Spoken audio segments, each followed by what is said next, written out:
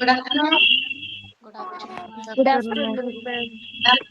Good afternoon, ma'am. Good afternoon, ma'am. Good afternoon, ma'am. Good afternoon. Good afternoon. Good afternoon, ma'am. Good afternoon, ma'am. Good afternoon. എല്ലാരും ഫുഡൊക്കെ കഴിച്ചോ? ഫുഡൊക്കെ കഴിച്ചിട്ട് ക്ലാസ്സിൽ കയറിയത്? കഴിച്ചു.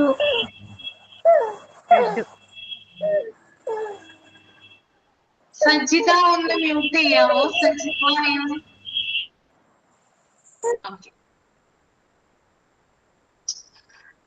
ഓക്കെ. അപ്പൊ മിസ്സുമാരെയൊക്കെ പരിചയപ്പെട്ടില്ലല്ലോ അവര്? ഓക്കെ. എങ്ങനെയുണ്ട്? ക്ലാസ് ഒക്കെ സ്മൂത്ത് ആയിട്ട് പോകുന്നുണ്ടല്ലോ? കുഴപ്പമില്ല, മനസ്സിലാവുന്നുണ്ട്.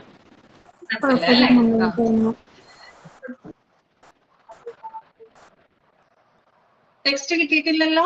ടെക്സ്റ്റ് വന്നിട്ടുണ്ടോ ആർക്കെങ്കിലും ഒക്കെ? ഇല്ല, വന്നിട്ടില്ല. ഇല്ല അല്ലേ? ഉണ്ട് മാഡം. കിട്ടിയിട്ടുണ്ട് മാഡം. കിട്ടിയോ? കിട്ടൂട്ടോ, വൈകാതെ കിട്ടി. കിട്ടും. ഓക്കെ, കിട്ടിയല്ലേ? ഓക്കെ. നമ്മള് കഴിഞ്ഞ ക്ലാസ്സിൽ എടുത്ത കാര്യങ്ങള് ടെക്സ്റ്റ് ബുക്ക് ഉള്ളവര് വായിച്ചു നോക്കിയായിരുന്നോ?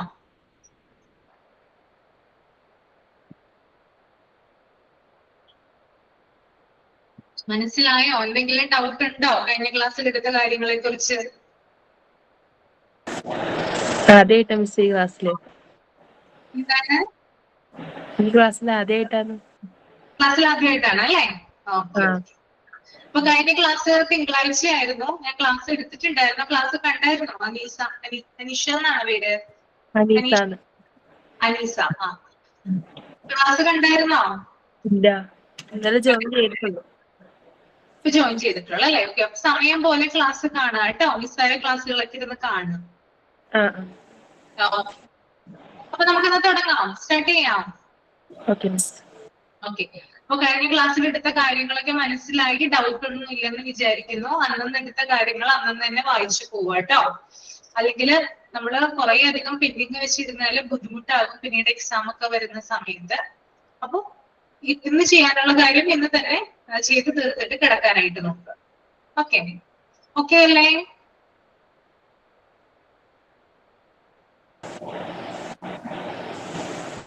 ഇപ്പൊ മൈക്ക് ഓഫ് ചെയ്യുവാണ് കേട്ടോ ഞാൻ.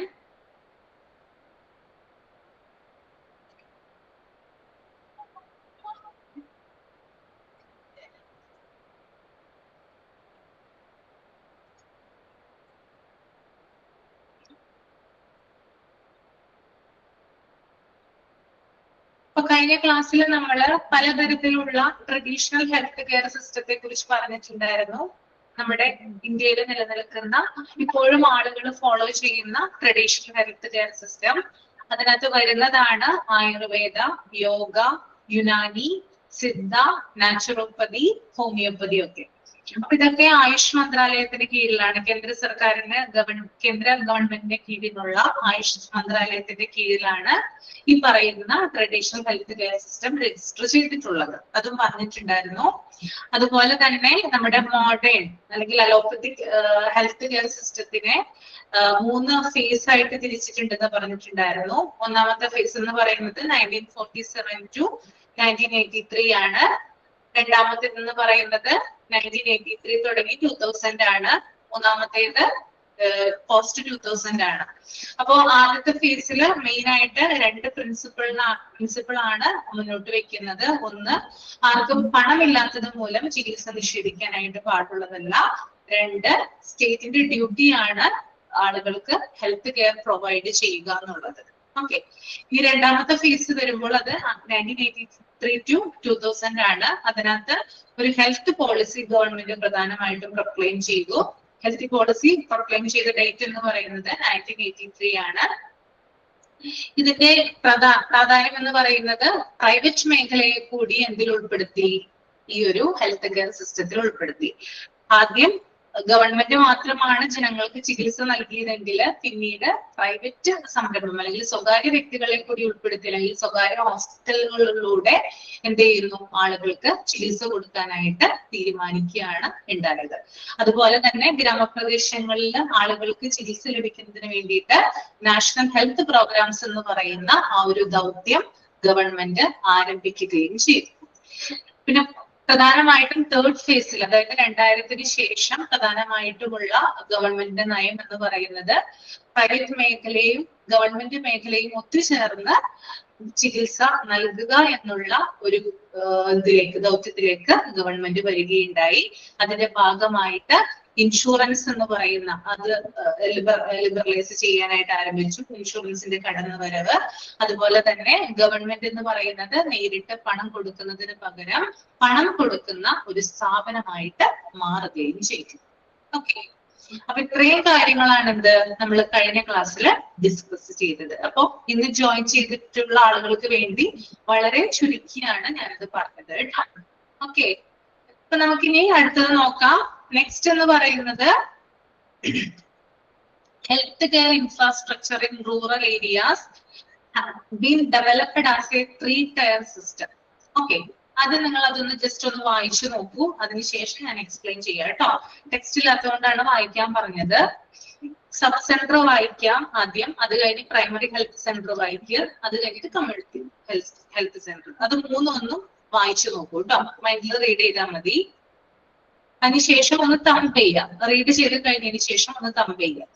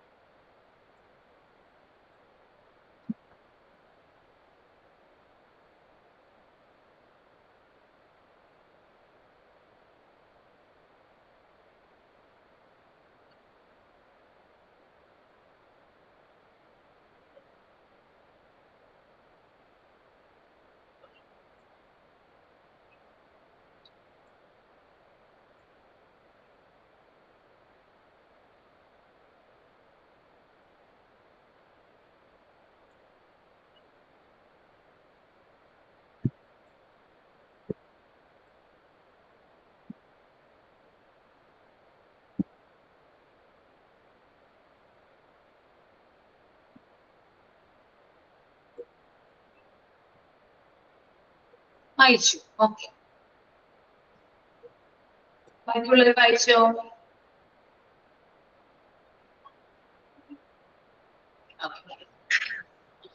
അപ്പൊ നമ്മുടെ റൂറൽ ഏരിയാസില് health care infrastructure 3-tier system ആയിട്ടാണ് ഡിവൈഡ് ചെയ്തിരിക്കുന്നത് കേട്ടോ. റൂറൽ ഏരിയാസില് ഹെൽത്ത് കെയർ ഇൻഫ്രാസ്ട്രക്ചറിനെ നമുക്ക് 3-tier സിസ്റ്റം ആയിട്ടാണ് ഡെവലപ്പ് ചെയ്തിരിക്കുന്നത്. അതിനകത്ത് ആദ്യത്തേതാണ് 3-tier സിസ്റ്റത്തില്, ഒന്നാണ് സബ് സെന്റർ എന്ന് പറയുന്നത്, 2 primary health centre, 3 community health centre. Okay, അപ്പൊ ഇങ്ങനെയാണ് 3-tier സിസ്റ്റം വരുന്നത്. അതിൽ ആദ്യത്തേതെന്ന് പറയുന്നത് സബ് സെന്റർ ആണ്. സബ് സെന്റർ എന്താണ് നമുക്ക് നോക്കാം. Sub centres in rural areas health sub-centers make up the institutional basis of primary care. It typically performs basic medical services, immunizations, and referral sub-centers are usually temporary structure, employing 1-2 care workers in most locations. Each sub-center is supposed to provide indispensable for up to 5,000 individuals. The sub-centers are complemented by community health workers under supervision of the sub-center. Okay. അപ്പൊ sub centre എന്ന് പറഞ്ഞാൽ എന്താ? Sub centre എന്ന് പറഞ്ഞാൽ നിങ്ങൾ കേട്ടിട്ടുണ്ടാകും, നിങ്ങളുടെ നാട്ടിൻപുറത്തൊക്കെ ഉള്ള, നിങ്ങളുടെ വീടിനടുത്തൊക്കെ ഉള്ള ഹെൽത്ത് സെന്ററിനെയാണ് എന്ത് പറയുന്നത്? സബ് സെന്റേഴ്സ് എന്ന് പറയുന്നത്. ഹെൽത്ത് സെന്റർ കണ്ടിട്ടുണ്ടോ? PHCയിലാണ് വർക്ക് ചെയ്യുന്നത് ഫാത്തിമ. Okay, very good. അപ്പൊ സബ് സെന്റർ എന്ന് പറഞ്ഞാൽ എന്താണ്? ഹെൽത്ത് സെന്റർ ആണ് കേട്ടോ. അപ്പൊ ഈ റൂറൽ ഏരിയാസില് ഹെൽത്ത് സബ് സെന്റേഴ്സ് എന്ന് പറയുന്നത് ഇൻസ്റ്റിറ്റ്യൂഷണൽ ബേസിൽ ഒരു പ്രൈമറി കെയർ ആണ് കൊടുക്കുക. നമുക്കറിയാം, അവിടെ ചെന്ന് കഴിഞ്ഞാൽ നമുക്ക് കിട്ടുന്നത് എന്താ? പ്രൈമറി കെയർ മാത്രമാണ്, പ്രാഥമികമായിട്ടുള്ള പരിചരണം മാത്രമാണ് നമുക്ക് അവിടെ നിന്ന് ലഭിക്കുക. പിന്നെ അതുപോലെ തന്നെ ബേസിക് ആയിട്ടുള്ള മെഡിക്കൽ സർവീസസുകൾ മാത്രമാണ് അവിടെ കൊടുക്കുക, ഈ സബ് സെന്ററിൽ കൊടുക്കുക. അത് ബേസിക് മെഡിക്കൽ സർവീസ് എന്ന് പറയുന്നത്, അതുപോലെ തന്നെ ഇമ്മ്യൂണൈസേഷൻ, വാക്സിനേഷൻ കൊടുക്കും അല്ലെ? കുഞ്ഞുങ്ങൾക്കും ഗർഭിണികൾക്കുള്ള വാക്സിൻ ഒക്കെ ഹെൽത്ത് സെന്ററിൽ എടുക്കില്ലേ? കണ്ടിട്ടില്ലേ? നിങ്ങള് പോയിട്ടില്ലേ? പോയിട്ടുണ്ടോ? അപ്പൊ ഇമ്മ്യൂണൈസേഷൻ മുതലായിട്ടുള്ള ബേസിക് ആയിട്ടുള്ള മെഡിക്കൽ സർവീസുകളാണ് ഇവിടെ ലഭിക്കുക, സബ് സെന്ററിൽ നിന്ന് നമുക്ക് ലഭിക്കുക.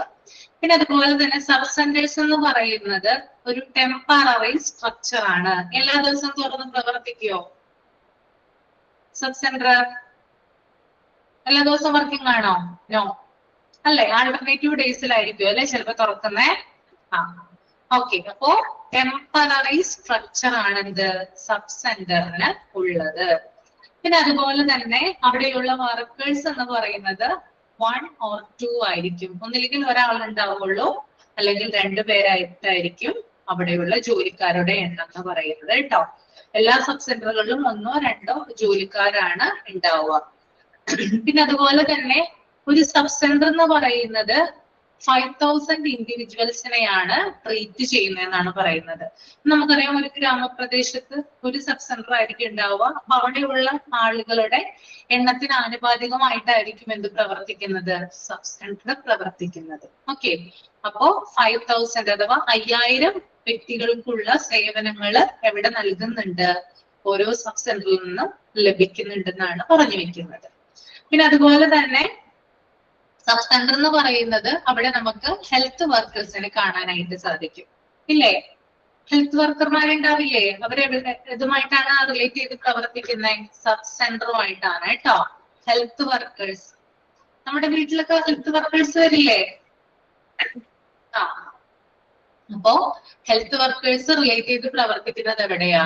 അത് ആശാ വർക്കർ, അത് സബ് സെന്ററുമായിട്ട് ബന്ധപ്പെട്ട് പ്രവർത്തിക്കുന്നതാണ് കേട്ടോ.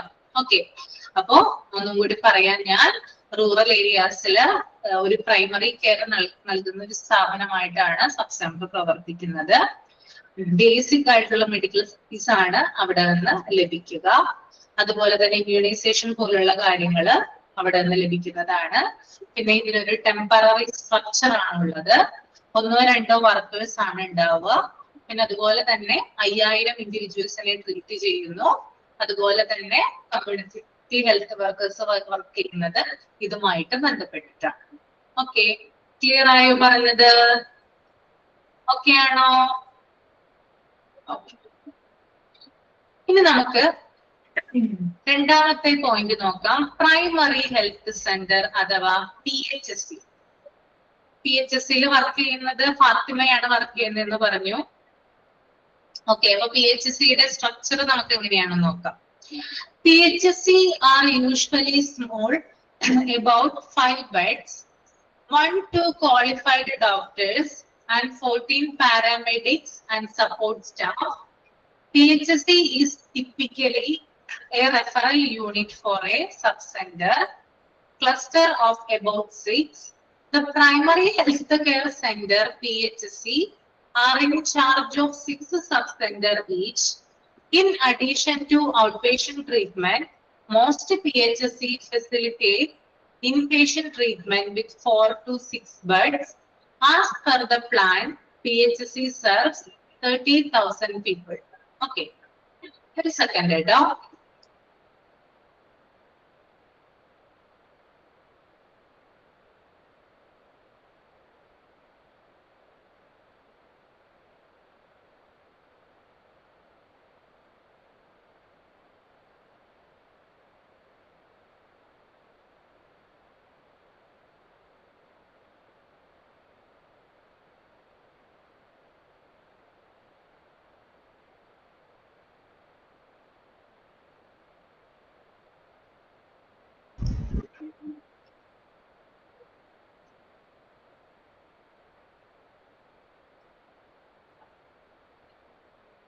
ഓക്കെ, അപ്പൊ നമ്മൾക്ക് നോക്കാം PHSC എന്താണ് അഥവാ പ്രൈമറി ഹെൽത്ത് സെന്റർ എന്താണെന്ന് നോക്കാം. PHSC എന്ന് പറയുന്നത് സ്മോൾ ആണ്, വളരെ ചെറുതാണ്. പിന്നെ അതുപോലെ തന്നെ 5 ബെഡ്സ് വരെ ആകാമെന്നാണ് പറയുന്നത് PHSC എന്ന് പറയുന്നത്. അതായത് PHSC എന്ന് പറഞ്ഞാൽ നിങ്ങളുടെ തൊട്ടടുത്തുള്ള പ്രാഥമിക ആരോഗ്യ കേന്ദ്രത്തെയാണ് പറയുന്നത്. പോയിട്ടുണ്ടോ ഹോസ്പിറ്റലില് PHSCയില്? നിങ്ങളുടെ തൊട്ടടുത്തുള്ള പ്രാഥമിക ആരോഗ്യ ആശുപത്രിയെയാണ് PHSC എന്ന് പറയുന്നത് കേട്ടോ. അവിടെ നമുക്ക് 5 ബെഡ്സ് വരെ ആകാമെന്ന് പറയുന്നുണ്ട്. 5 കിടക്കകൾ, അതായത് 5 രോഗികൾ എന്ത് ചെയ്യാം, അവിടെ കിടത്തി ചികിത്സിക്കാം എന്നാണ് പറയുന്നത് കേട്ടോ. അതാണ് 5 ബെഡ്സ്. പിന്നെ അതുപോലെ തന്നെ 1 or 2 ക്വാളിഫൈഡ് ആയിട്ടുള്ള ഡോക്ടേഴ്സ് അവിടെ ഉണ്ടാകും. ഓക്കെ, കുറെ അധികം ഡോക്ടേഴ്സിനൊന്നും നമുക്ക് അവിടെ കാണാൻ സാധിക്കില്ല, PHSCയിൽ ചെന്നാൽ കാണാൻ പറ്റില്ല. എത്ര ആണ് ഉള്ളത്? ഒന്നില്ലെങ്കിൽ 1 ആയിരിക്കാം, അല്ലെങ്കിൽ 2 ആയിരിക്കാം ഉണ്ടാവേണ്ടത് കേട്ടോ. അപ്പൊ 1 or 2 ക്വാളിഫൈഡ് ഡോക്ടേഴ്സ് ഉണ്ടാകും. പിന്നെ അതുപോലെ തന്നെ 14ഓളം പാരാമെഡിക് സ്റ്റാഫ് ഉണ്ടാകും, സപ്പോർട്ട് സ്റ്റാഫുകൾ ഉണ്ടാകും. പിന്നെ അതുപോലെ തന്നെ ഒരു PHSC എന്ന് പറയുന്നത് 6 സബ് സെന്ററുകളുടെ ഒരു ക്ലസ്റ്റർ ആയിട്ടാണ് വരുന്നത്. അതായത് ഒരു PHSCയുടെ അണ്ടറിൽ 6 സബ് സെന്റർ ഉണ്ടാകുമെന്നാണ് പറയുന്നത്. 3 ഡോക്ടേഴ്സ് ഉണ്ട്. ഓക്കെ, ചിലതിൽ വ്യത്യാസപ്പെടും. ചില സ്ഥലത്ത് 2 പേരുണ്ടാവുള്ളൂ, ചില ആശുപത്രികളാണെങ്കിൽ 3 പേരുണ്ടാകും. എന്നാലും മാക്സിമം ഒരു കണക്ക് ഞാൻ ഇവിടെ പറഞ്ഞു വെച്ചതാണ് കേട്ടോ. ഓക്കെ, അപ്പോ ഒരു PHSCയുടെ അണ്ടറിലാണ് എന്ത് വരുന്നത്, 6 സബ് സെന്ററുകൾ വരുന്നത് കേട്ടോ. ഓക്കെ, ഈ 6 സബ് സെന്ററുകളുടെ ഒരു ഹെഡ് ആയിട്ട് നമുക്ക് ഒരു PHSCയെ പറയാനായിട്ട് സാധിക്കും. പിന്നെ അതുപോലെ തന്നെ PHSCയിൽ നമുക്ക് ചെന്നാൽ, നമ്മുടെ തൊട്ടടുത്തുള്ള പ്രാഥമിക ആരോഗ്യ ആശുപത്രിയിൽ നമ്മൾ ചെന്ന് കഴിഞ്ഞാൽ അവിടെ നമുക്ക് ഔട്ട് പേഷ്യന്റ് ട്രീറ്റ്മെന്റ് ആണ് ലഭിക്കുക. ഔട്ട് പേഷ്യന്റ് ട്രീറ്റ്മെന്റ് എന്ന് പറഞ്ഞാൽ എന്താ ഔട്ട് പേഷ്യന്റ്? ആരാ ഔട്ട് പേഷ്യന്റ് എന്ന് പറയുന്നത്? 2 തരത്തിലുള്ള രോഗികളാണ് ഒരു ഹോസ്പിറ്റലിൽ ഉണ്ടാവുക. ഒന്ന് ഔട്ട് പേഷ്യന്റും മറ്റൊന്ന് ഇൻപേഷ്യന്റും. ഔട്ട് പേഷ്യന്റ് ആരാ? ഔട്ട് പേഷ്യന്റ് വന്നിട്ട് പോകുന്നവരാണ് അല്ലെ. അതായത് സ്റ്റേ ഇല്ല, എന്തെങ്കിലും അസുഖമായിട്ട് വരുന്നു, ഡോക്ടറെ കാണുന്നു, മരുന്ന് വാങ്ങിക്കുന്നു, തിരിച്ചു പോകും. അതാണ് ഔട്ട് പേഷ്യന്റ്. ഇൻപേഷ്യന്റ് എന്ന് പറഞ്ഞാൽ എന്താണ്? കിടത്തി ചികിത്സയിലുള്ള ആളുകളാണ് കേട്ടോ. ഓക്കെ, അതായത് അവിടെ നമ്മൾ സ്റ്റേ ചെയ്യിപ്പിക്കും, അവരെ അഡ്മിറ്റ് ആകുന്ന പേഷ്യൻസ് ഇല്ലേ, അതിനെയാണ് ഇൻപേഷ്യന്റ് എന്ന് പറയുന്നത്. ഓക്കെ, അപ്പൊ അതാണ് ഔട്ട് പേഷ്യന്റും ഇൻപേഷ്യന്റും തമ്മിലുള്ള വ്യത്യാസം. ഓക്കെ, പിന്നെ അതുപോലെ തന്നെ എന്താ പറയുന്നത്, നമുക്ക് ഔട്ട് പേഷ്യന്റ് ട്രീറ്റ്മെന്റ് അവിടെ കിട്ടുന്നതാണ്. PHSCയിൽ ഔട്ട് പേഷ്യന്റ് ട്രീറ്റ്മെന്റ് ലഭിക്കും. പിന്നെ അതുപോലെ തന്നെ most PHSCs facilitate inpatient treatment with 4 to 6 beds. അതായത് ഭൂരിഭാഗം PHSCകളും എന്താണ്, ഇൻപേഷ്യന്റ് ട്രീറ്റ്മെന്റിനുള്ള സൗകര്യങ്ങൾ കൊടുക്കുന്നുണ്ട്. പക്ഷെ അത് 4 to 6 ബെഡ്സ് വരെയാണ്. 4 or 6 കിടക്കകളിൽ ഒതുങ്ങുന്നതായിരിക്കും എന്ത്, ഇൻപേഷ്യന്റ് ഫെസിലിറ്റി എന്ന് പറയുന്നത്. 5 അല്ലെങ്കിൽ 4 അല്ലെങ്കിൽ 6 പേരെ വരെ മാത്രമേ ഇവിടെ കിടത്തി ചികിത്സിക്കാൻ പാടുള്ളൂ. PHSCയിൽ കിടത്തി ചികിത്സിക്കാൻ പാടുള്ളൂ. അതിൽ കൂടുതൽ രോഗികൾക്കുള്ള സൗകര്യങ്ങളൊന്നും PHSCയിൽ അനുവദിക്കുന്നതല്ല. ഓക്കെ, കാരണം അതിനനുസരിച്ചുള്ള സൗകര്യങ്ങളില്ല, ഡോക്ടേഴ്സ് നഴ്സുമാരൊക്കെ കുറവായിരിക്കും. അതുകൊണ്ടാണ് അതിനനുസരിച്ച് അതിന് പ്രൊപ്പോർഷനേറ്റ് ആയിട്ടുള്ള രോഗികൾ മാത്രമാണ് PHSCയിൽ കിടത്തി ചികിത്സയുള്ളൂ എന്നാണ് പറയുന്നത് കേട്ടോ. പിന്നെ അതുപോലെ തന്നെ PHSC സെർവ് ചെയ്യുന്നത് 13,000 പീപ്പിളിനെയാണ്. 30,000 ആളുകളെ ആണ് എന്ത് ചെയ്യുന്നത്, ഒരു PHSC ട്രീറ്റ് ചെയ്യുന്നത്. കാരണം ആ ഗ്രാമപ്രദേശങ്ങളിലുള്ള അല്ലെങ്കിൽ ആ ചുറ്റുവട്ടത്തുള്ള എല്ലാ ആളുകളും വരുന്നത്, എന്തെങ്കിലും അസുഖം വന്നു കഴിഞ്ഞാൽ ആദ്യം വരുന്നത് എങ്ങോട്ടാ? PHSCയിലോട്ടാ വരുന്നത് അല്ലെ? നമ്മൾക്ക് എന്തെങ്കിലും അസുഖം ഉണ്ടെങ്കിൽ നമ്മൾ എങ്ങോട്ടാ ആദ്യം പോവാ? തൊട്ടടുത്തുള്ള ആശുപത്രിയിലല്ലേ പോവാ? എങ്ങനെയാ ചെയ്യുന്നേ? എന്തെങ്കിലും ഒരു അസുഖം വരുവാണെങ്കിൽ നമ്മൾ നമ്മുടെ തൊട്ടടുത്തുള്ള ആശുപത്രിയിലാണ് പോവുക. അവിടെ നിന്ന് നമ്മുടെ അസുഖം ഭേദമായില്ലെങ്കിലാണ് പിന്നീട് നമ്മൾ ടൗണിലുള്ള ആശുപത്രികളിലൊക്കെ പോവുക അല്ലെ? ഓക്കെ, അപ്പൊ ഒരു PHSC എന്ത് ചെയ്യുന്നുണ്ട്? 13,000 പീപ്പിളിനെ സെർവ് ചെയ്യുന്നുണ്ടെന്നാണ് ഇവിടെ പറഞ്ഞ് വരുന്നത്. ക്ലിയർ ആണോ? Okay.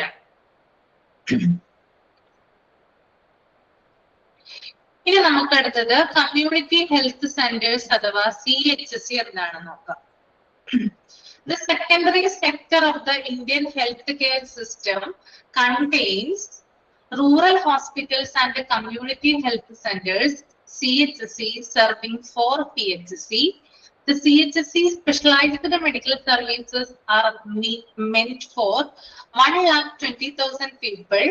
Community health centers are supposed to have at least 30 beds, an operation theatre, a laboratory, X-ray facilities, as well as team of 4 medical specialists. അപ്പൊ ഇവിടെ നമ്മൾ കാണുന്നത് എന്താ? കമ്മ്യൂണിറ്റി ഹെൽത്ത് സെന്റർ എന്ന് പറഞ്ഞാൽ CHC എന്നാണ് അതിന്റെ ഷോർട്ട് ഫോം വരിക കേട്ടോ. CHC അതായത് നിങ്ങളുടെ തൊട്ടടുത്തുള്ള താലൂക്ക് ഗവൺമെന്റ് ഹോസ്പിറ്റലിൽ നമുക്ക് CHCക്ക് ഉദാഹരണമായിട്ട് എടുക്കാം. എല്ലാവരും പോയിട്ടുണ്ടല്ലോ, ഗവൺമെന്റ് ആശുപത്രിയിൽ പോവാറില്ലേ? താലൂക്ക് ഗവൺമെന്റ് ഹോസ്പിറ്റൽ, അതാണ് CHCക്ക് നമുക്ക് ഏറ്റവും ബെസ്റ്റ് ആയിട്ടുള്ള എക്സാമ്പിള് പറയുന്നത് കേട്ടോ. അപ്പൊ ഇവിടെ ഇതിന്റെ പ്രത്യേകതകൾ എന്തൊക്കെയാണെന്ന് നമുക്ക് നോക്കാം. ഈ കമ്മ്യൂണിറ്റി ഹെൽത്ത് സെന്റർ എന്ന് പറയുന്നത് secondary sector of the Indian health care system ആണ്. അതായത് നമ്മുടെ ഇന്ത്യൻ ഹെൽത്ത് കെയർ സിസ്റ്റത്തിന്റെ ദ്വിതീയ മേഖല, അതല്ലെങ്കിൽ സെക്കൻഡറി സെക്ടറിൽ വരുന്നതാണ് കമ്മ്യൂണിറ്റി ഹെൽത്ത് സെന്റേഴ്സ്.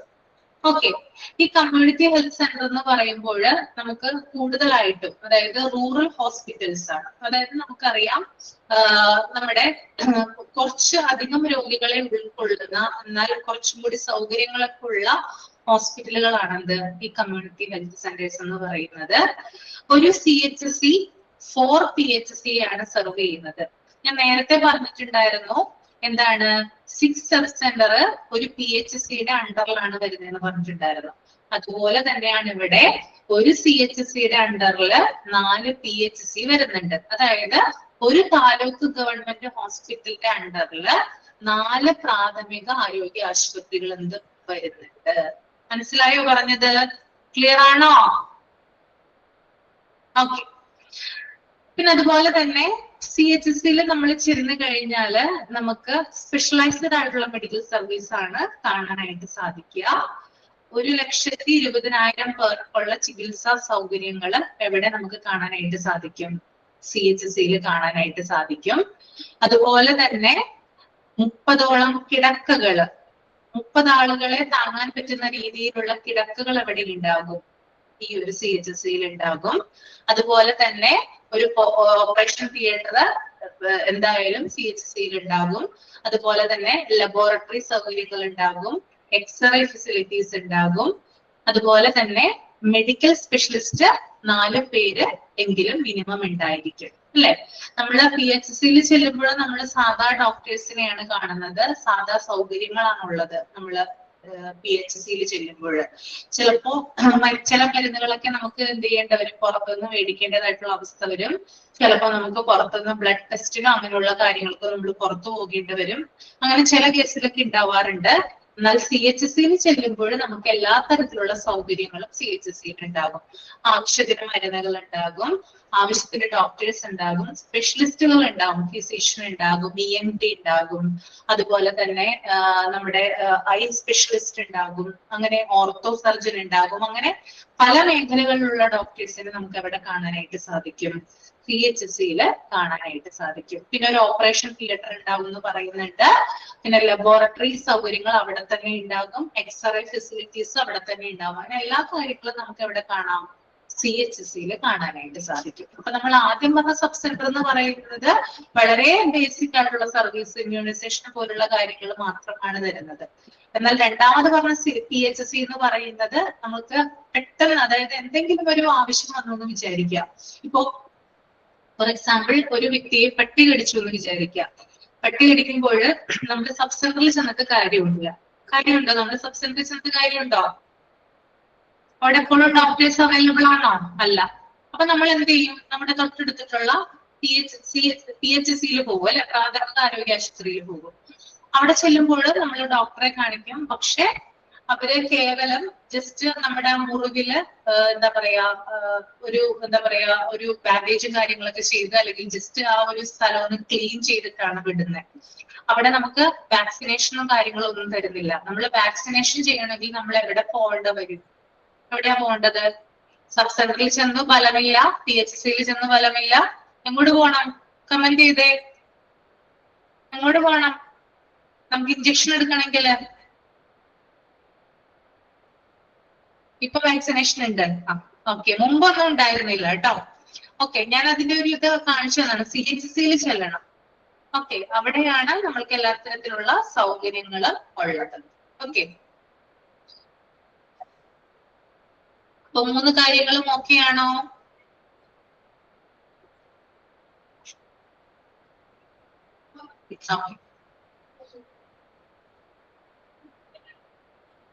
ഇനി അടുത്തത് ആ ഒരു health system infrastructure in India എന്ന് പറഞ്ഞൊരു ഇത് കൊടുത്തിട്ടുണ്ട്. അതൊന്ന് നിങ്ങൾ വായിച്ചു നോക്കട്ടെ. ആ പേജ് ഒന്ന് റീഡ് ചെയ്തോളൂ.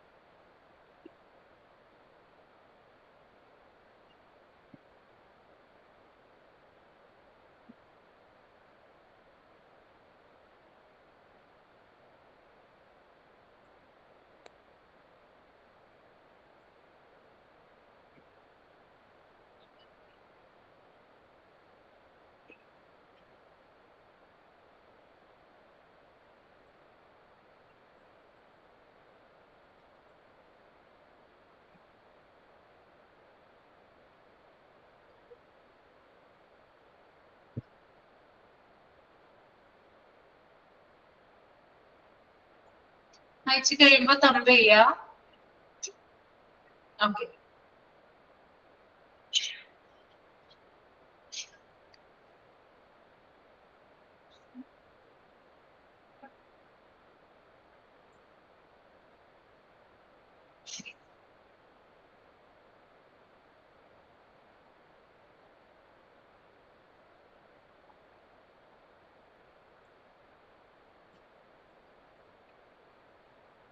ഇവിടെ നമ്മുടെ ഇന്ത്യയിലെ ഒരു ഇൻഫ്രാസ്ട്രക്ചർ ആണ് കൊടുത്തിരിക്കുന്നത് കേട്ടോ. നമ്മുടെ ആരോഗ്യ മേഖലയിലുള്ള ഒരു ഇൻഫ്രാസ്ട്രക്ചർ ആണ് കൊടുത്തിരിക്കുന്നത്. അതിനകത്ത് നമുക്കറിയാം ഏറ്റവും ടോപ്പിൽ നിൽക്കുന്നത് നാഷണൽ ലെവലാണ്. Ministry of health and family welfare, ആരോഗ്യ മന്ത്രാലയം എന്ന് പറയും അല്ലെ. നമ്മുടെ ആരോഗ്യ സംരക്ഷണ മേഖലയിലെ എല്ലാത്തരം കാര്യങ്ങളും എന്ത് ചെയ്യുന്നത്, രൂപകൽപ്പന ചെയ്യുന്നതും നിയമങ്ങളും അതുപോലെ തന്നെ മെഡിക്കൽ മേഖലയുമായി ബന്ധപ്പെട്ടിട്ടുള്ള എല്ലാ കാര്യങ്ങളിലും തീരുമാനങ്ങളും കാര്യങ്ങളൊക്കെ എടുക്കുന്നത് നമ്മുടെ ദേശീയ ലെവൽ അല്ലെങ്കിൽ നാഷണൽ ലെവലിലുള്ള ഒരു മന്ത്രാലയമുണ്ട് അല്ലെ. മിനിസ്ട്രി ഉണ്ടല്ലേ, ഇല്ലേ? ഹെൽത്ത് മിനിസ്ട്രി എന്ന് പറയുന്നതിന് ആരോഗ്യ മന്ത്രാലയം കേട്ടിട്ടില്ലേ? നമുക്കൊരു ആരോഗ്യ മന്ത്രി ഉണ്ട് അല്ലെ. അപ്പൊ ആരോഗ്യ മന്ത്രാലയത്തിൽ നിന്നാണ് ഇന്ത്യയിലെ എല്ലാ ആശുപത്രികളും എങ്ങനെ പ്രവർത്തിക്കണം, ഏത് തരം നിയമങ്ങളും കാര്യങ്ങളും ഒക്കെയാണ് അവിടെ നടപ്പിലാക്കേണ്ടത്, എങ്ങനെയാണ് രോഗികൾക്ക് കെയർ കൊടുക്കേണ്ടത്, ഇത്തരത്തിലുള്ള സംവിധാനങ്ങളാണ് അവർക്ക് കൊടുക്കേണ്ടത് എന്നുള്ള വ്യക്തമായിട്ടുള്ള രൂപകൽപ്പന നടപ്പിലാക്കുന്ന ആരോഗ്യ മന്ത്രാലയം നമ്മുടെ ഇന്ത്യൻ ഗവൺമെന്റിന്റെ കീഴിൽ പ്രവർത്തിക്കുന്നുണ്ട്. ഓക്കെ, അപ്പൊ അതാണ് എന്ത് ചെയ്യുന്നത്, ഏറ്റവും ടോപ്പിൽ നിൽക്കുന്നത്. ഓക്കെ, ഇനി രണ്ടാമത്തെ നോക്കിയാൽ നിങ്ങള് state level and union territories. UTs എന്ന് പറഞ്ഞാൽ യൂണിയൻ ടെറിട്ടറി ആണ് കേട്ടോ, കേന്ദ്രഭരണ പ്രദേശങ്ങള്. അപ്പോ നമ്മുടെ ഇന്ത്യയില് ആരോഗ്യ മേഖലയുമായി ബന്ധപ്പെട്ടിട്ടുള്ള എല്ലാ കാര്യങ്ങളും തീരുമാനിക്കുന്നതും എല്ലാ നിയമനിർമ്മാണങ്ങളൊക്കെ നടത്തുന്നത് നമ്മുടെ സെൻട്രൽ ലെവലിലാണെന്ന് പറഞ്ഞു. ഇനി അവര് നടപ്പിലാക്കുന്ന തീരുമാനങ്ങളും കാര്യങ്ങളും ഒക്കെ ഓരോ സ്റ്റേറ്റിലോട്ടും ഓരോ കേന്ദ്രഭരണ പ്രദേശങ്ങളിലോട്ടും പോകും അല്ലെ. നമ്മുടെ ഇന്ത്യയിൽ തന്നെ 28 സംസ്ഥാനങ്ങളുണ്ട്, കേന്ദ്രഭരണ പ്രദേശങ്ങളുണ്ട് 9 ഇവിടെ ഓരോ സ്റ്റേറ്റിലും ഓരോ കേന്ദ്രഭരണ പ്രദേശങ്ങളിലും ആ സ്റ്റേറ്റിലുള്ള ഏതൊക്കെ കാര്യങ്ങളാണ് അവിടെ നടപ്പിലാക്കേണ്ടത്, അങ്ങനെയുള്ള കാര്യങ്ങളും ഉത്തരവുകളൊക്കെ പോകുന്നത് എവിടെ നിന്നാണ്, നാഷണൽ ലെവലിൽ നിന്ന്. ഓക്കെ, ഇപ്പൊ നമ്മുടെ കേരളത്തിൽ തന്നെ തിരുവനന്തപുരത്ത് എന്ത് പ്രവർത്തിക്കുന്നുണ്ട്, ആരോഗ്യ മന്ത്രാലയം പ്രവർത്തിക്കുന്നില്ലേ, ഒരു മിനിസ്ട്രിയിലെ ഹെൽത്ത് മിനിസ്ട്രിയിലെ നമുക്ക് സെക്രട്ടേറിയറ്റില് ഉണ്ടല്ലേ. അപ്പൊ ആരുടെ നിർദ്ദേശങ്ങളാ, നാഷണൽ ലെവലിലുള്ള ആളുകളുടെ നിർദ്ദേശങ്ങളാണ് നമ്മുടെ സ്റ്റേറ്റ് ലെവലില് നമുക്ക് അതിനൊരു മന്ത്രിയുണ്ട്, ധാരാളം ഉദ്യോഗസ്ഥരുണ്ട്, അവരെ നടപ്പിലാക്കുന്നത്. ഓക്കെ, പിന്നെ അവിടെ നിന്നാണ് സ്റ്റേറ്റ് ലെവലിൽ നിന്നുള്ള കാര്യങ്ങളാണ് പിന്നീട് എങ്ങോട്ട് പോകുന്നത്, ഡിസ്ട്രിക്ട് ലെവലിലോട്ട് പോകുന്നത് അല്ലെ. നമ്മുടെ കേരളത്തില് തിരുവനന്തപുരത്ത് നിന്നാണ് എല്ലാ കാര്യങ്ങളും നിയന്ത്രിക്കുന്നത് അല്ലെ. നമ്മുടെ ഹെൽത്ത് മിനിസ്ട്രിയിൽ നിന്നാണ് എല്ലാ കാര്യങ്ങളും നിയന്ത്രിക്കുന്നത്. അതുമായി ബന്ധപ്പെട്ടിട്ടുള്ള ഉദ്യോഗസ്ഥരെ എല്ലാ കാര്യങ്ങളും ഉത്തരവുകളും കാര്യങ്ങളൊക്കെ ഇറക്കിയിട്ട് 14 ജില്ലകളിലേക്ക് എന്ത് ചെയ്യും, അതായിരിക്കും. നമുക്ക് 14 ജില്ലകളാണ് ഉള്ളത് അല്ലെ. അപ്പൊ ഓരോ ജില്ലയിലും ഓരോ കളക്ടറേറ്റ് പ്രവർത്തിക്കുന്നുണ്ട്. കളക്ടറുടെ അണ്ടറിലാണ് എന്ത് നടത്തുന്നത്, ഇത്തരത്തിലുള്ള കാര്യങ്ങളൊക്കെ ചർച്ച ചെയ്യുന്നത്. ഫോർ എക്സാമ്പിൾ പറയുവാണെങ്കിൽ നമുക്ക് കൊറോണ വന്നിട്ടുണ്ടായിരുന്നു അല്ലെ, 2020-21 കാലഘട്ടങ്ങളിലൊക്കെ കൊറോണ വന്നിട്ടുണ്ടായിരുന്നു. നിങ്ങൾക്ക് പെട്ടെന്ന് എളുപ്പത്തിൽ മനസ്സിലാവാൻ വേണ്ടി പറഞ്ഞു തന്നതാണ്. അപ്പൊ കൊറോണ വന്ന സമയത്ത് നമുക്കറിയാം നമ്മള് ആരുടെ കാര്യങ്ങളാണ്, അതായത് നാഷണൽ ലെവലില് കൊറോണയുമായി ബന്ധപ്പെട്ടിട്ടുള്ള ഉത്തരവുകളും അതുമായി ബന്ധപ്പെട്ടിട്ടുള്ള കാര്യങ്ങളൊക്കെയാണ് ഓരോ സംസ്ഥാനത്തും നടപ്പിലാക്കിയിട്ടുള്ളത്. ഓക്കെ, അപ്പോ കേരളത്തിന് അതിൻ്റെതായിട്ടുള്ള നിർദ്ദേശങ്ങൾ വന്നു. കേരളത്തിൽ കൊറോണ റിപ്പോർട്ട് ചെയ്യപ്പെട്ടപ്പോൾ എന്തൊക്കെ കാര്യങ്ങൾ നടപ്പിലാക്കണം എന്നുള്ള കാര്യങ്ങള് കൃത്യമായിട്ടും സെൻട്രൽ മിനിസ്ട്രിയിൽ നിന്ന് ഉത്തരവുണ്ടായിരുന്നു. അതിനനുസരിച്ചിട്ടാണ് സ്റ്റേറ്റിൽ എന്ത് ചെയ്തത്, കാര്യങ്ങൾ മുന്നോട്ട് പോയത്. അപ്പൊ സ്റ്റേറ്റിൽ നിന്നും എങ്ങോട്ട് പോയി വിവരങ്ങള്, 14 ജില്ലകളിലേക്കും പോയി. 14 ജില്ലകളിലെ കളക്ടർമാർക്കും എന്തൊക്കെയാണ് ഓരോ CHC-യിലും PHC-യിലും നടപ്പിലാക്കേണ്ടതെന്ന് സ്റ്റേറ്റിലെ ആളുകള് ഉത്തരവിറക്കി. ഓക്കെ, അതാണ് കളക്ടേഴ്സ് എന്ത് ചെയ്യുന്നത്, ഫോളോ ചെയ്തത്. കളക്ടർ അല്ലേ കൃത്യമായിട്ടുള്ള മറുപടി അല്ലെ, നമ്മൾക്ക് അറിയാല്ലേ കളക്ടറിന്റെ ഇത് ഉണ്ടാവും അല്ലെ, ഫേസ്ബുക്കിൽ പോസ്റ്റും കാര്യങ്ങളൊക്കെ ഉണ്ടാവില്ലേ, കണ്ടിട്ടില്ലേ നിങ്ങള്? അപ്പോ ഓരോ ആശുപത്രികളിൽ എന്തൊക്കെയാണ് ചെയ്യേണ്ടത്, എന്തൊക്കെയാണ് ആളുകൾ പാലിക്കേണ്ട കാര്യങ്ങൾ, പേഷ്യൻസ് എന്തൊക്കെയാണ് ചെയ്യേണ്ടത്, അങ്ങനെയുള്ള കൃത്യമായിട്ടുള്ള വിവരങ്ങളൊക്കെ ആരാണ്, കളക്ടർ യോഗം കൂടിയിട്ടുള്ള അവര് തീരുമാനിച്ചിട്ടാണ് PHC-യിലും CHC-യിലും ഒക്കെ എന്ത് ചെയ്യുന്നത്, നമ്മുടെ ആശുപത്രികളിലൊക്കെ നടപ്പിലാക്കുന്നത്. അപ്പൊ ഈ ഒരു സിസ്റ്റമാണ് നമ്മുടെ നാട്ടില് ഫോളോ ചെയ്ത് വരുന്നത് കേട്ടോ. ഫസ്റ്റ് നാഷണൽ ലെവല്, അതിന്റെ അണ്ടറിൽ സ്റ്റേറ്റ് ലെവല്, പിന്നെ ഡിസ്ട്രിക്ട് ലെവല്, പിന്നെ ഏറ്റവും ലാസ്റ്റ് ഉണ്ട് ഡിസ്ട്രിക്ട് ലെവലിൽ തന്നെയാണ്. അതിനെ നമുക്ക് രണ്ടായിട്ട് ഡിവൈഡ് ചെയ്യാം. ഒന്ന് റൂറൽ ഏരിയാസിൽ CHC-യിലും PHC-യിലോട്ടും സബ് സെന്ററിലോട്ടും വിവരങ്ങൾ പോകുന്നു. പിന്നീട് അർബൻ ഏരിയാസ് ആണെങ്കിൽ ഹോസ്പിറ്റൽ ഡിസ്പെൻസറീസ് ഇതിലോട്ടും എന്ത് ചെയ്യുന്നുണ്ട്, വിവരങ്ങൾ പാസ് ചെയ്യും. ഓക്കെ, ക്ലിയർ ആയില്ലേ? ഓക്കെ,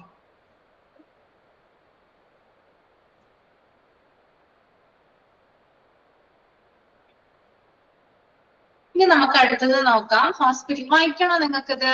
നെക്സ്റ്റ് പേജ് റീഡ് ചെയ്യണോ? സമയം തരട്ടെ റീഡ് ചെയ്യാൻ? റീഡ് ചെയ്തോളൂ കേട്ടോ.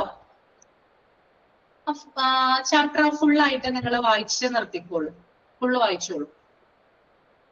അതായത് ആ ഗ്രാഫ് കഴിഞ്ഞിട്ട്, നമ്മളിപ്പോ ഒരു ഗ്രാഫ് കണ്ടില്ലേ, അത് കഴിഞ്ഞിട്ടുള്ള കാര്യങ്ങൾ വായിച്ചോളൂ കേട്ടോ.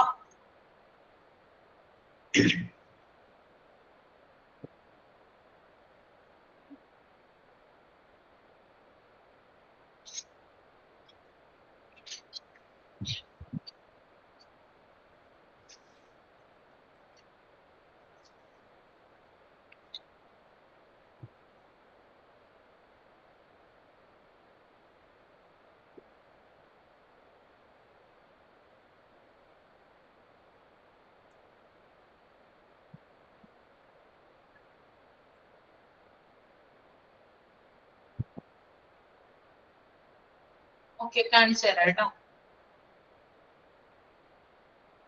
കാണുന്നുണ്ടോ?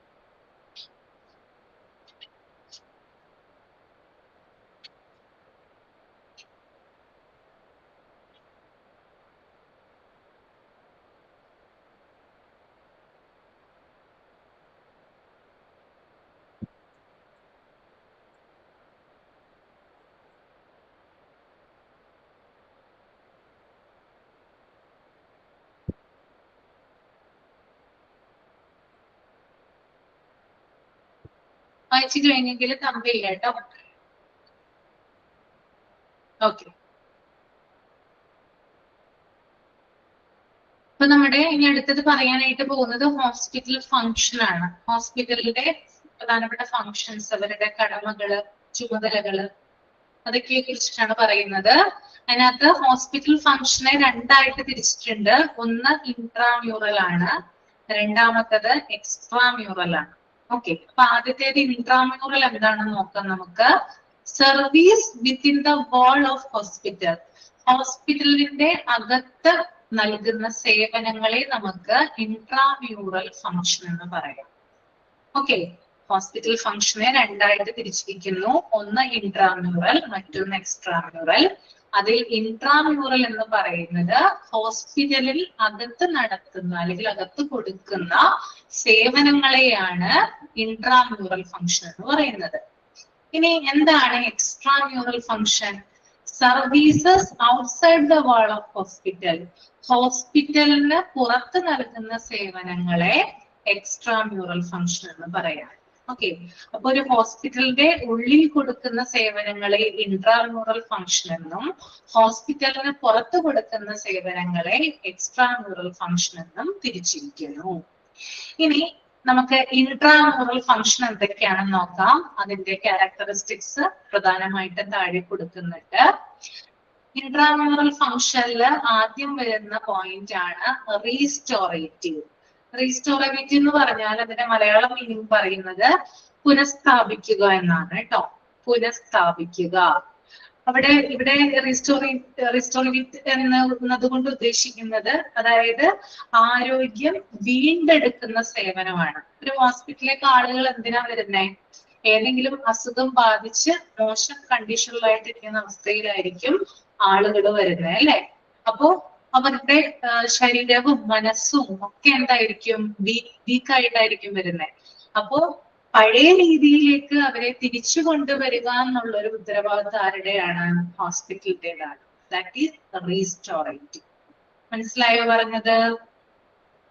ക്ലിയർ ആണോ? ഓക്കെ. ഇനി റീസ്റ്റോറേറ്റീവ് ഫംഗ്ഷനിൽ തന്നെ സബ് പോയിന്റുകൾ വരുന്നുണ്ട്. എന്താണ് ഈ റീസ്റ്റോറേറ്റീവ് എന്നതുകൊണ്ട് ഉദ്ദേശിക്കുന്നത് നമുക്ക് നോക്കാം. 4 പോയിന്റുകളാണ് പ്രധാനമായിട്ടും വരുന്നത് ഇതിന്റെ അണ്ടറിൽ. ആദ്യത്തേതാണ് ഡയഗ്നോസ്റ്റിക്. ഡയഗ്നോസ്റ്റിക് എന്ന് പറഞ്ഞാൽ എന്താണ്? രോഗനിർണയം. ഡയഗ്നോസ്റ്റിക് മീൻസ് രോഗനിർണയമാണ്. അതായത് രോഗം കണ്ടെത്തുന്നതിനുള്ള പരിശോധനകൾ. ഓക്കെ. നമ്മൾ എന്ത് ചെയ്യാറുണ്ട്? പലതരത്തിൽ നമ്മളിപ്പോൾ എന്തെങ്കിലും അസുഖം വരുമ്പോൾ ഡോക്ടറെ നമ്മൾ കൺസൾട്ട് ചെയ്യും. പക്ഷെ കൺസൾട്ട് ചെയ്യുമ്പോൾ നമ്മൾ പറയുന്ന സിംറ്റംസ് അനുസരിച്ച് ചിലപ്പോ ഡോക്ടേഴ്സിന് രോഗം കണ്ടെത്താനായിട്ട് പറ്റിയെന്ന് വരില്ല. അപ്പൊ അവരെന്ത് ചെയ്യും? പലതരത്തിലുള്ള ടെസ്റ്റുകളും മറ്റുമൊക്കെ നടത്തും. അങ്ങനെ ഡയഗ്നോസ്റ്റിക്കിലൂടെയാണ് എന്ത് കണ്ടെത്തുന്നത്? നമ്മുടെ രോഗം ശരിയായിട്ട് കണ്ടെത്തുന്നത് കേട്ടോ. ഓക്കെ. അപ്പൊ ഞങ്ങളൊന്ന് വായിക്കാം. Diagnostic means these consist of the inpatient service involving medical, surgical and other specialties and special diagnostic. Okay. അപ്പോ രോഗം കണ്ടെത്തുന്നതിനുള്ള പരിശോധനകൾ, അതിനായിട്ട് പ്രധാനമായിട്ടും ഇൻപേഷ്യന്റ് സേവനങ്ങൾ വരും. അതായത് രോഗിയെ കിടത്തി ചികിത്സിച്ചുകൊണ്ടുള്ള രോഗനിർണയം, അതായത് രോഗം കണ്ടുപിടിക്കുക എന്നുള്ളത് കേട്ടോ. അപ്പൊ ഇൻപേഷ്യന്റ് സേവനങ്ങള്, പിന്നെ അതുപോലെ തന്നെ മെഡിക്കൽ ആയിട്ടുള്ള സേവനങ്ങൾ, പലതരത്തിലുള്ള ട്രീറ്റ്മെന്റുകൾ എന്ത് ചെയ്യാറുണ്ട്? ഹോസ്പിറ്റലിൽ പ്രൊവൈഡ് ചെയ്യാറുണ്ട് അല്ലെ. പിന്നെ അതുപോലെ തന്നെ സർജിക്കൽ സർവീസ്, പലതരത്തിലുള്ള സർജറീസ്, ഓപ്പറേഷൻസ്, അങ്ങനെയുള്ള കാര്യങ്ങളൊക്കെ ഹോസ്പിറ്റലിൽ നൽകാറുണ്ട്. ഓക്കെ. പിന്നെ അതുപോലെ തന്നെ മറ്റു പ്രധാനപ്പെട്ടതാണ് സ്പെഷ്യാലിറ്റി പരിശോധനകൾ. അതായത് എന്തെങ്കിലും പ്രത്യേകമായിട്ടുള്ള ഒരു അസുഖം കണ്ടെത്തുന്നതിന് വേണ്ടിയിട്ടുള്ള പരിശോധനകൾ നടത്താറുണ്ട് അവിടെ ഹോസ്പിറ്റലുകളിൽ നടത്താറുണ്ട്. ഓക്കെ. പിന്നെ അതുപോലെ തന്നെ പലതരത്തിലുള്ള ടെസ്റ്റുകളും കാര്യങ്ങളും ഒക്കെ എന്ത് ചെയ്യാറുണ്ട്? ഹോസ്പിറ്റലിൽ നടത്താറുണ്ട്. ഇതൊക്കെ എന്തിൽ വരുന്നതാണ്? ഡയഗ്നോസ്റ്റിക് അഥവാ രോഗനിർണയത്തിൽ വരുന്നതാണ്. ഓക്കെ. അപ്പോ റീസ്റ്റോറേറ്റീവ് എന്ന് പറയുന്നത് പുനഃസ്ഥാപിക്കുക, അല്ലെങ്കിൽ രോഗിയെ വീണ്ടും പഴയ അവസ്ഥയിലാക്കുക, അല്ലെങ്കിൽ അവരുടെ ആരോഗ്യത്തെ വീണ്ടും തിരിച്ചെടുക്കുന്ന ഒരു സേവനമാണ് എന്ത്? റീസ്റ്റോറേറ്റീവ് എന്ന് പറയുന്നത്. അതിൽ തന്നെ ഡയഗ്നോസ്റ്റിക് എന്ന് പറയുന്നത് രോഗനിർണയമാണ്. ഇൻപേഷ്യന്റ് സേവനങ്ങളിലൂടെ, മെഡിക്കൽ സർജിക്കൽ സേവനങ്ങളിലൂടെ, സ്പെഷ്യാലിറ്റി പരിശോധനകളിലൂടെയൊക്കെ രോഗിയുടെ രോഗം കണ്ടെത്തുന്നത് ഹോസ്പിറ്റലിന്റെ ഇൻട്രാമ്യൂറൽ ഫംഗ്ഷനിൽ വരുന്നതാണ്. ഓക്കെ. ക്ലിയർ അല്ലേ? അടുത്തത് പറഞ്ഞോട്ടെ. നെക്സ്റ്റ് വൺ ക്യൂറേറ്റീവ് ആണ്. ക്യൂറേറ്റീവ് എന്ന് പറഞ്ഞാൽ എന്താ ഉദ്ദേശിക്കുന്നത്? ക്യൂറേറ്റീവ് രോഗശാന്തി കേട്ടോ. രോഗശാന്തിയാണ് curative. Treatment of all illness, എല്ലാത്തരം അസുഖങ്ങൾക്കുമുള്ള ചികിത്സ ഹോസ്പിറ്റലുകളിൽ അവൈലബിൾ ആണ്. ഏത് തരം രോഗവുമായിട്ട് രോഗി ചെന്ന് കഴിഞ്ഞാലും രോഗശാന്തി അല്ലെങ്കിൽ രോഗമുക്തി നേടിയിട്ടാണ് രോഗിയെ അവിടെ നിന്ന് പറഞ്ഞു വിടുക. ഓക്കെ. അപ്പൊ എല്ലാത്തരം ഇന്ന അസുഖങ്ങൾക്ക് മാത്രം ഹോസ്പിറ്റലിൽ എന്താ പറയാ പരിശോധിക്കുന്നു അല്ലെങ്കിൽ ട്രീറ്റ്മെന്റ് കൊടുക്കുന്നു എന്നല്ല. ഏത് അസുഖമായിക്കോട്ടെ, രോഗിക്ക് എന്ത് ബുദ്ധിമുട്ടുകൾ ഉണ്ടായിക്കോട്ടെ, എല്ലാത്തരം അസുഖങ്ങൾക്കുള്ള ചികിത്സ ഹോസ്പിറ്റലിന്റെ ഇൻട്രാമ്യൂറൽ ഫംഗ്ഷനിൽ വരുന്ന ഒരു കാര്യമാണ്. ഓക്കെ. നെക്സ്റ്റ് വൺ റിഹാബിലിറ്റേറ്റീവ് ആണ് കേട്ടോ. റിഹാബിലിറ്റേറ്റീവ് എന്ന് പറഞ്ഞാൽ അതിനർത്ഥം വരുന്നത് പുനരധിവാസമാണ്. പുനരധിവാസം അല്ലെങ്കിൽ പുനരധിവസിപ്പിക്കുക, അതൊക്കെയാണ് അതിന്റെ മീനിങ് വരുന്നത്. Physical, mental and social rehabilitation, അതായത് ഒരു വ്യക്തിയെ ശാരീരികപരമായിട്ടും മാനസികപരമായിട്ടും സാമൂഹികപരമായിട്ടും പുനരധിവസിപ്പിക്കുക എന്നുള്ളത് ഹോസ്പിറ്റലിന്റെ ഫംഗ്ഷൻ ആയിട്ട് ഇൻട്രാമ്യൂറൽ ഫംഗ്ഷനിൽ വരുന്നതാണ്. അതെങ്ങനെയാണ്? അതായത് നമുക്കറിയാം, ഒരു രോഗം വന്നു കഴിയുമ്പോൾ ആ രോഗിയുടെ ആരോഗ്യം മോശമാവും അല്ലെ. ഹെൽത്ത്, അയാൾ ഫിസിക്കലി വീക്കാവും, മെന്റലി വീക്കാവും, അതുപോലെ തന്നെ മറ്റുള്ള ആളുകളുമായിട്ട് ഇന്ററാക്ട് ചെയ്യാൻ പറ്റാതെ വരും. നമുക്കറിയാം, കൊറോണയൊക്കെ വന്ന സമയത്ത് നമ്മള് എന്താ പറയാ ഒരു ഒറ്റപ്പെടലിലായിരുന്നു അല്ലെ. കൊറോണ ഡയഗ്നോസ് ചെയ്ത വ്യക്തികളെ എന്താണ് ഐസൊലേഷനിൽ വെക്കുക, അല്ലെങ്കിൽ എന്താ പറയാ ഏകാന്തവാസം, അതായത് മറ്റുള്ളവരുമായിട്ട് മിങ്കിൾ ചെയ്യാതെ ഒറ്റയ്ക്കൊരു റൂമിൽ ഇരിക്കേണ്ടി വരും അല്ലെ. അപ്പൊ ആ സമയത്ത് നമ്മുടെ ബോഡി വീക്കാണ്. നമുക്കറിയാം, നമുക്ക് രോഗം ഉണ്ടെന്ന് നമുക്കറിയാം. നമുക്കൊരു ബോഡി വീക്കാണ്, നമ്മുടെ മനസ്സും വീക്കാണ്, നമുക്ക് എന്ത് ചെയ്യാൻ പറ്റുന്നില്ല, നമ്മളെ ആശ്വസിപ്പിക്കാൻ ആളില്ല. നമ്മൾക്ക് മറ്റുള്ള ആളുകളുമായിട്ട് സംസാരിക്കാൻ പറ്റുന്നില്ല. 7 തുടങ്ങി 14 ദിവസം വരെ ആയിരുന്നു അല്ലെ ആ ഐസൊലേഷൻ പീരീഡ് എന്ന് പറയുന്നത്. അപ്പോ ആ സമയത്ത് നമുക്ക് എന്താ പറയാ, നമ്മൾ ഒറ്റയ്ക്കാണ്, നമ്മൾ എപ്പോഴും നമുക്ക് ഭയങ്കരമായിട്ടുള്ള വിഷമവും നമ്മളുടെ രോഗത്തെക്കാൾ ഉപരി നമ്മൾക്ക് ആരുമായിട്ട് സംസാരിക്കാൻ പറ്റുന്നില്ല, ഒരു ഇന്ററാക്ഷനും ഇല്ലാത്ത ഒരു അവസ്ഥ എന്ന് പറയുന്നത് ഭയാനകരമായിട്ടുള്ള അവസ്ഥയാണ്. അപ്പൊ ആ ഒരു സമയത്ത് എന്ന് പറഞ്ഞാല് ഹോസ്പിറ്റലിലെ ഡ്യൂട്ടി എന്ന് പറയുന്നത് ഇത്തരത്തിലുള്ള ആളുകളെ പറഞ്ഞ് ബോധ്യപ്പെടുത്തുക. അതായത് അവർക്ക് വേണ്ടിയിട്ടുള്ള ഇപ്പൊ നേരിട്ട് കാണാൻ സംസാരിക്കാൻ പറ്റിയില്ലെങ്കിൽ കൂടി ഫോണിലൂടെ അല്ലെങ്കിൽ മെസ്സേജുകളിലൂടെയൊക്കെ രോഗികൾക്ക് ആശ്വാസം നൽകുക എന്നുള്ളത് ഹോസ്പിറ്റലിലെ വലിയ ഡ്യൂട്ടി ആയിട്ടാണ് നമ്മൾ കണ്ടിരുന്നത്. അതിനുവേണ്ടി പ്രവർത്തിക്കാനുള്ള ആളുകളും ഉണ്ടായിരുന്നു. ഓക്കെ, ധാരാളം ആശാവർക്കർമാരൊക്കെ കൂടിയിട്ടാണ് രോഗികളെ ഇത്തരത്തിലുള്ള എന്താ പറയാ റീഹാബിലിറ്റേഷനിലേക്ക് കൊണ്ടുവന്നത്. അപ്പോ അതും എന്ത് തന്നെയാണ് ഹോസ്പിറ്റലിന്റെ ഇൻട്രാമ്യൂറൽ ഫംഗ്ഷനിൽ വരുന്ന ഒരു കാര്യമാണ്. Okay, then next one, care of emergencies ആണ്. Accidents as well as diseases. അതായത് അത്യാവശ്യ ഘടകങ്ങളിൽ അല്ലെങ്കിൽ ക്രിട്ടിക്കൽ ആയിട്ടുള്ള അവസ്ഥയിൽ വളരെ എന്താ പറയാ തീവ്രമായിട്ടുള്ള അവസ്ഥകളിൽ പോലും ഇപ്പൊ ആക്സിഡന്റ് പറ്റി ഒരാളെ കൊണ്ടുവന്നു അല്ലെങ്കിൽ ഗുരുതരമായിട്ടുള്ള ഒരു രോഗവുമായിട്ട് ഒരാളെ കൊണ്ടുവന്നു കഴിഞ്ഞാല് അയാൾക്ക് വേണ്ടിയിട്ടുള്ള പരിചരണം കൊടുക്കുക എന്നുള്ളത് ഹോസ്പിറ്റലിന്റെ ഇൻട്രാമ്യൂറൽ ഫംഗ്ഷനിൽ വരുന്നതാണ്. അതായത് നമുക്കറിയാം, ഇപ്പോ നമ്മള് ഹോസ്പിറ്റലൊക്കെ ചെല്ലുന്ന സമയത്ത് ചിലപ്പോൾ നമ്മൾ കാഷ്വാലിറ്റിയിലൊക്കെ ആയിരിക്കും ചിലപ്പോൾ ഡോക്ടറെ കാണുക. അപ്പൊ ചിലപ്പോൾ അവിടെ ഗവൺമെന്റ് ഹോസ്പിറ്റലൊക്കെ ആണെങ്കിൽ അവിടെ ഭയങ്കരമായിട്ടുള്ള ക്യൂവും കാര്യങ്ങളൊക്കെ ഉണ്ടാവും അല്ലെ, കുറെ നേരം കാത്തു നിന്നിട്ടൊക്കെ ആയിരിക്കും നമ്മൾ ഡോക്ടറെ കാണുക. അപ്പൊ പെട്ടെന്നായിരിക്കും കാഷ്വാലിറ്റിയിലുള്ള ഡോക്ടർ പുറത്തൊരു രോഗിയെ ആക്സിഡന്റുമായിട്ട് കൊണ്ടുവരുമ്പോൾ പെട്ടെന്ന് തന്നെ എന്ത് ചെയ്യും, ആ രോഗിയെ നോക്കാനായിട്ട് എണീറ്റ് പോകും. കാരണം അവിടെ പ്രയോറിറ്റി കൊടുക്കുന്നത് ആർക്കാ, ആക്സിഡന്റുമായിട്ട് വന്ന അല്ലെങ്കിൽ ഗുരുതര രോഗവുമായിട്ട് വന്ന ആൾക്കാണ് പ്രയോറിറ്റി കൊടുക്കുന്നത്. അപ്പൊ ഇത്തരത്തിലുള്ള അത്യാവശ്യ ഘടകങ്ങളുടെ സമയത്ത് അല്ലെങ്കിൽ ക്രിട്ടിക്കൽ ആയിട്ടുള്ള സിറ്റുവേഷനിലൊക്കെ കെയർ കൊടുക്കുക എന്നുള്ളത് ഹോസ്പിറ്റലിന്റെ ഡ്യൂട്ടി ആയിട്ടാണ് വരുന്നത്. ഓക്കെ, ക്ലിയർ അല്ലേ? ഇതാണ് റീസ്റ്റോറേറ്റീവില് വരുന്നത് കേട്ടോ. ഇനി നമുക്ക് അടുത്തത് നോക്കാം.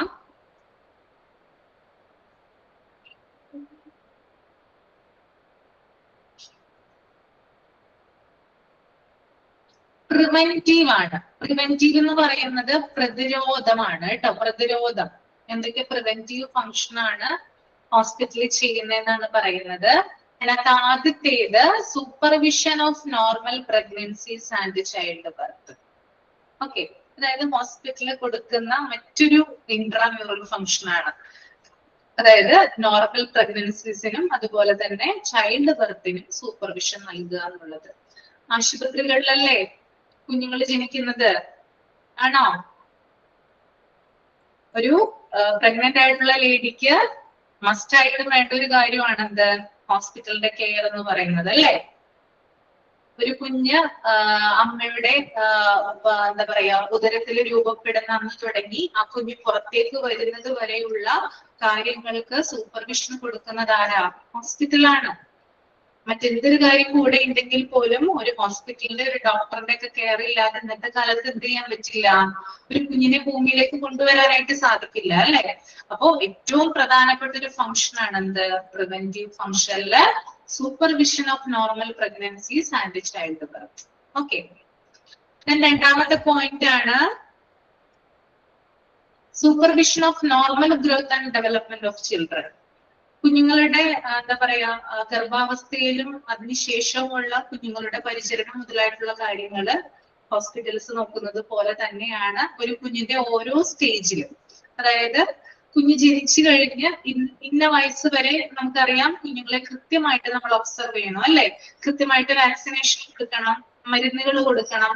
അപ്പൊ ഇതിന്റെയൊക്കെ ഫംഗ്ഷൻ ആരാ ചെയ്യുന്നേ? ഹോസ്പിറ്റലല്ലേ ചെയ്യുന്നേ.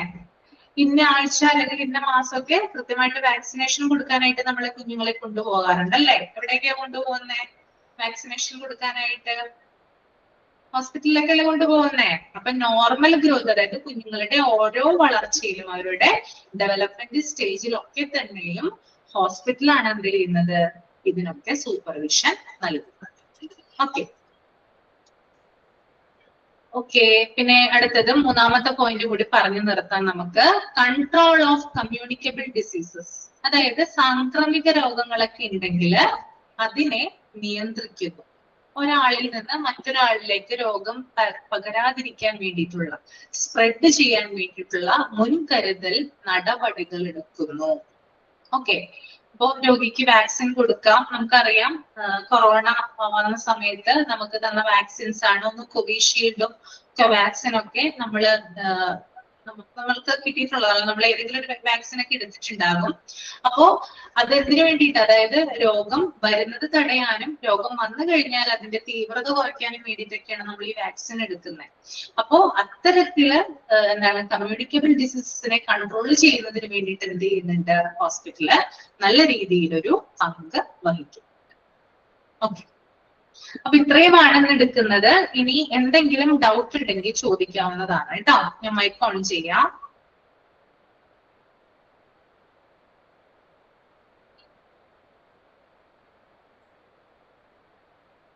മൈക്ക് ഓൺ ചെയ്തിട്ടുണ്ട്. ഡൗട്ട് ഉണ്ടെങ്കിൽ ചോദിക്കാം. മനസ്സിലായോ? ക്ലാസ് മനസ്സിലായോ? ഓക്കെ അല്ലേ?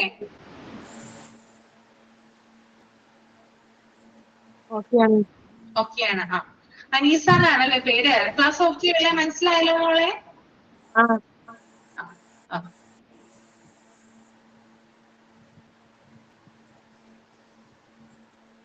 ഡൗട്ടൊന്നുമില്ല?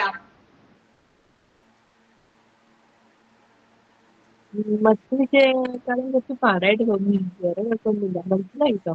എന്താണ് മറ്റു നേരത്തെ പാടായിട്ട് തോന്നി. പാടായിട്ട് തോന്നിയോ? പഠിച്ചു നോക്കിയാൽ മതി കേട്ടോ. ടെക്സ്റ്റ് കിട്ടുമ്പോ ഓക്കെ ആവും കേട്ടോ. ഈ ക്ലാസ് കിട്ടും കേട്ടോ. നാളെ കിട്ടും നിങ്ങൾക്ക്. റെക്കോർഡ് ക്ലാസ് നാളെ രാവിലെ അവൈലബിൾ ആവും കേട്ടോ. 2 ക്ലാസ്സും കിട്ടും. ഓക്കെ, അപ്പൊ എന്ത് ചെയ്യാ, വായിച്ചു നോക്കുക. ടെക്സ്റ്റ് കിട്ടിയിട്ടുള്ളവര് വായിച്ചു നോക്കുക. ഇനി അല്ലാത്തവരുണ്ടെങ്കിൽ ജസ്റ്റ് ഒന്ന് സ്ക്രീൻഷോട്ട് എടുത്തിട്ട് ജസ്റ്റ് ഒന്ന് വായിക്കാനായിട്ട് നോക്കുക കേട്ടോ. രാത്രി ഇരുന്നിട്ട് വായിക്കുക. അപ്പൊ പെട്ടെന്നത് പിന്നെ മോക്ക് ടെസ്റ്റ് വരുന്നത് അത് അറ്റൻഡ് ചെയ്ത് പോവുക. അപ്പൊ നമുക്ക് അധികം പാടില്ലാതെ നല്ല സുഖമായിട്ട് എക്സാം ഒക്കെ എഴുതാനായിട്ട് സാധിക്കും കേട്ടോ. നോട്ട്ബുക്ക് വേണം എന്ന് പറഞ്ഞാലേ എന്തെങ്കിലും ഇപ്പൊ ഞാൻ എന്തെങ്കിലും കാര്യങ്ങള് അതുമായി ബന്ധപ്പെട്ടിട്ടൊക്കെ പറയുവാണെങ്കിൽ ഫുൾ ഫോമോ അല്ലെങ്കിൽ വേറെ എന്തെങ്കിലും കാര്യം എക്സ്ട്രാ ആയിട്ട് പറയുവാണെങ്കിൽ അതൊന്ന് നോട്ട് ചെയ്തെടുക്കാനായിട്ട് നോട്ട്ബുക്ക് ഉണ്ടെങ്കിൽ നന്നായിരിക്കും. നിർബന്ധം പറയുന്നില്ല കേട്ടോ. നമ്മുടെ ടെക്സ്റ്റ് തന്നെ പഠിച്ചാൽ മതി. ചിലവര് ടെക്സ്റ്റിന്റെ ഒക്കെ മുകളിലൊക്കെ എഴുതി വെക്കാറുണ്ട്. അപ്പൊ കൂടുതൽ വൃത്തികേട് ആവണ്ടല്ലോ എന്ന് വിചാരിച്ചിട്ടാണ് ഞാൻ പറയുന്നത്. നോട്ട്ബുക്ക് ഉണ്ടെങ്കിൽ ജസ്റ്റ് ഒന്ന് കുറിച്ച് വെക്കാം. അപ്പൊ നമുക്കൊന്ന് ജസ്റ്റ് ടെക്സ്റ്റും ഈ നോട്ടും ഒന്ന് കമ്പയർ ചെയ്ത് വായിച്ചു കഴിഞ്ഞാൽ നമുക്ക് ഓക്കെ ആവുമല്ലോ. ഓക്കെ ഓക്കെ, അപ്പൊ ഒരു ടഫായി തോന്നുന്നുണ്ട്. എന്താണ്? ടെക്സ്റ്റ് ഇല്ലാത്ത കാരണം ഒത്തിരി ടഫായി തോന്നുന്നുണ്ട്. ടഫായിട്ട് തോന്നുന്നുണ്ട് അല്ലെ? ടെക്സ്റ്റ് കിട്ടുമ്പോൾ അറിയാവട്ടെ കേട്ടോ.